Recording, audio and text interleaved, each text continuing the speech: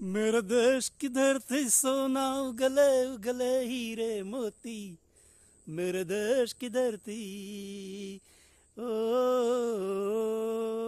आ, ओ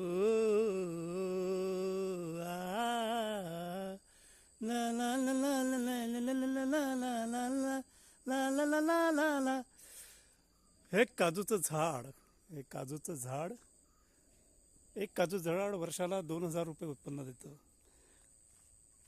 एक 5 वर्षाचं काजूचं झाड झालं की उत्पन्न तुमचं सुरू होतं आणि साधारण एक झाड सरासरी तुम्हाला 2,000चं उत्पन्न देतं. एक सागवान लावलात तर तुम्हाला किती उत्पन्न येतं? सागवानाचं काही उत्पन्न येत नाही. फॉरेस्टची तोडायची परवानगी नसते तुम्हाला, तुम्हाला परवानगीशिवाय तोडू शकत नाही तुम्ही. आणि ते बरेच वर्ष ते जून होईपर्यंत वाट बघत बसावं लागतं. पण आतापर्यंत सागवान कोकणमध्ये सागवान प्रसन्न, पण आता काजूचं झाड तुम्हाला बऱ्यापैकी उत्पन्न देते. आणि कोकणाचं ते करोडो रुपयाचा टर्नओव्हर सध्या काजूच्या झाडामुळे, काजूच्या बियांमुळे, म्हणजे त्याचं प्रत्येक गोष्ट तुम्हाला उपयोगी पडते. काजूचं आतला गर आपण खातो, त्याच्यापासून पैसे येतात.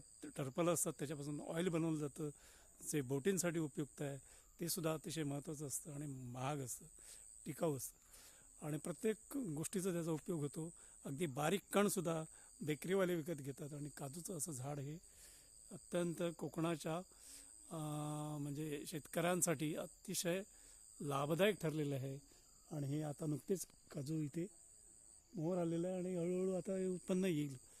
अशा प्रकारे हे काजू झाड, ही आपली धरती आहे. मेरे देश की धरती, मेरे देश की धरती सोना उगले उगले हीरे मोती. मेरे देश की धरती.